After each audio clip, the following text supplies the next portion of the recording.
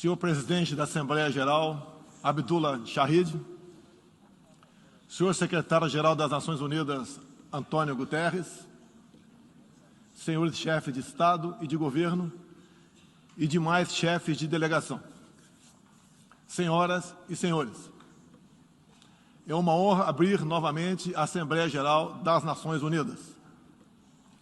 Venho aqui mostrar o Brasil diferente daquilo publicado em jornais ou visto em televisões. O Brasil mudou e muito depois que assumimos o governo em janeiro de 2019. Estamos há 2 anos e 8 meses sem qualquer caso concreto de corrupção. O Brasil tem um presidente que acredita em Deus, respeita a Constituição, valoriza a família e deve lealdade ao seu povo. Isso é muito. É uma sólida base se levarmos em conta que estávamos à beira do socialismo. Nossas estatais davam prejuízos de bilhões de dólares no passado. Hoje são lucrativas. Nosso Banco de Desenvolvimento era usado para financiar obras em países comunistas, sem garantias. Quem honrava esses compromissos era o próprio povo brasileiro. Tudo isso mudou. Apresento agora um novo Brasil, com sua credibilidade já recuperada diante do mundo. O Brasil possui o maior programa de parceria de investimentos com a iniciativa privada de sua história. Programa que já é uma realidade e está em franca execução. Até aqui foram contratados 100 bilhões de dólares de novos investimentos e arrecadados 23 bilhões de dólares em outorgas. Na área de infraestrutura, leiloamos para a iniciativa privada 34 aeroportos e 29 terminais portuários. Já são mais de 6 bilhões de dólares em contratos privados para novas ferrovias. Introduzimos o sistema de autorizações ferroviárias, o que aproxima nosso modelo ao americano. Em poucos dias recebemos 14 requerimentos de autorizações para novas ferrovias, com quase 15 bilhões de dólares em investimentos privados. Em nosso governo, promovemos o ressurgimento do modal ferroviário. Como reflexo, menor consumo de combustíveis fósseis e redução do custo Brasil, em especial no barateamento de produção de alimentos. Grande avanço vem acontecendo na área do saneamento básico. O maior leilão da história do setor foi realizado em abril, com concessão ao setor privado do serviço de distribuição de água e esgoto no estado do Rio de Janeiro. Temos tudo o que o investidor procura: um grande mercado consumidor, excelentes serviços, tradição de respeito a contratos e confiança no nosso governo. Também anuncio que nos próximos dias realizaremos o leilão para a implementação da tecnologia 5G no Brasil. Nossa moderna e sustentável agricultura de baixo carbono alimenta mais de 1 bilhão de pessoas no mundo e utiliza apenas 8% do território nacional. Nenhum país do mundo possui uma legislação ambiental tão completa quanto a nossa. Nosso Código Florestal deve servir de exemplo para outros países. O Brasil é um país com dimensões continentais, com grandes desafios ambientais. São 8,5 milhões de quilômetros quadrados, dos quais 66%, 2/3, são vegetação nativa, a mesma desde o seu descobrimento em 1500.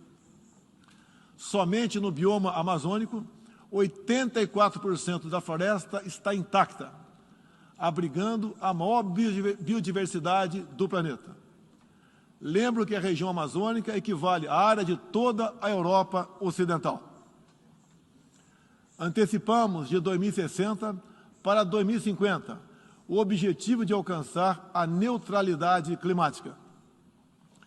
Os recursos humanos e financeiros destinados ao fortalecimento dos órgãos ambientais foram dobrados, com vistas a zerar o desmatamento ilegal. E os resultados desta importante ação já começaram a aparecer. Na Amazônia, tivemos uma redução de 32% do desmatamento no mês de agosto, quando comparado a agosto do ano anterior. Qual país do mundo tem uma política de preservação ambiental como a nossa? Os senhores estão convidados a visitar a nossa Amazônia. O Brasil já é um exemplo na geração de energia, com 83% advinda de fontes renováveis. Por ocasião da COP26, buscaremos consenso sobre as regras do mercado de crédito de carbono global. Esperamos que os países industrializados cumpram efetivamente seus compromissos com o financiamento de clima em volumes relevantes. O futuro do emprego verde está no Brasil. Energia renovável, agricultura sustentável, indústria de baixa emissão, saneamento básico, tratamento de resíduos e turismo.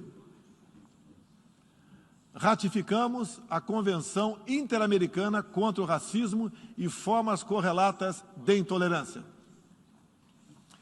Temos a família tradicional como fundamento da civilização. E a liberdade do ser humano só se completa com a liberdade de culto e de expressão. 14% do território nacional, ou seja, mais de 110 milhões de hectares, uma área equivalente à Alemanha e França juntas, é destinada às reservas indígenas. Nessas regiões, 600 mil indígenas vivem em liberdade e cada vez mais desejam utilizar suas terras para a agricultura e outras atividades. O Brasil sempre participou em missões de paz da ONU, de Suez até o Congo, passando pelo Haiti e Líbano. Nosso país sempre acolheu refugiados. Em nossa fronteira com a vizinha Venezuela, a operação acolhida do governo federal já recebeu 400 mil venezuelanos deslocados devido à crise político-econômica gerada pela ditadura bolivariana. O futuro do Afeganistão também nos causa profunda apreensão. Concederemos visto humanitário para cristãos, mulheres, crianças e juízes afegãos. Nesses 20 anos dos atentados contra os Estados Unidos da América, em 11 de setembro de 2001, reitero nosso repúdio ao terrorismo em todas suas formas. Em 2022, voltaremos a ocupar uma cadeira no Conselho de Segurança da ONU. Agradeço aos 181 países, em um universo de 190, que confiaram no Brasil. Reflexo de uma política externa séria e responsável, promovida pelo nosso Ministério das Relações Exteriores. Apoiamos uma reforma do Conselho de Segurança da ONU, onde buscamos um assento permanente. A pandemia pegou a todos de surpresa em 2020.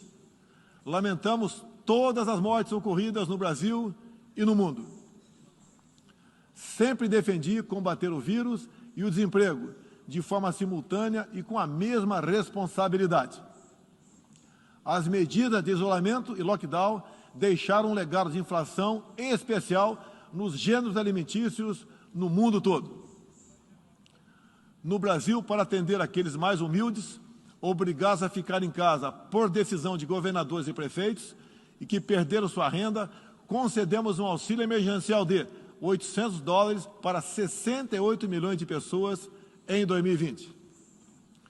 Lembro que terminamos 2020, ano da pandemia, com mais empregos formais do que em dezembro de 2019, graças às ações do nosso governo com programas de manutenção de emprego e renda que nos custaram cerca de 40 bilhões de dólares. Somente nos primeiros 7 meses deste ano, criamos aproximadamente 1.800.000 novos empregos. Lembro ainda que o crescimento para 2021 está estimado em 5%. Até o momento, o governo federal distribuiu mais de 260 milhões de doses de vacinas e mais de 140 milhões de brasileiros já receberam, pelo menos, a primeira dose, o que representa quase 90% adulta. 80% da população indígena também já foi totalmente vacinada. Até novembro, todos que escolheram ser vacinados no Brasil serão atendidos.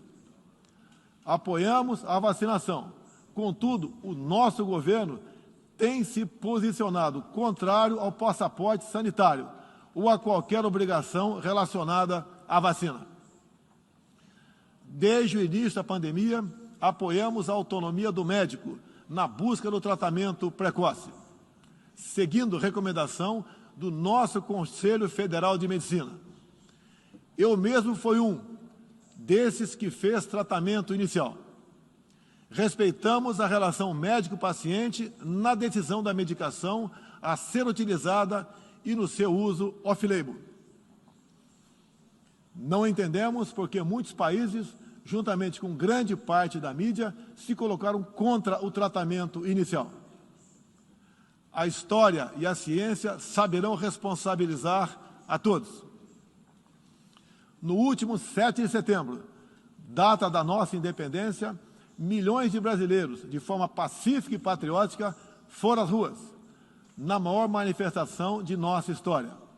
Mostrar que não abre mão da democracia, das liberdades individuais e de apoio ao nosso governo. Como demonstrado, o Brasil vive novos tempos. Na economia, temos um dos melhores desempenhos entre os emergentes. Meu governo recuperou a credibilidade externa e hoje se apresenta como um dos melhores destinos para investimentos. É aqui, nesta Assembleia Geral, que vislumbramos um mundo de mais liberdade, democracia, prosperidade e paz. Que Deus abençoe a todos.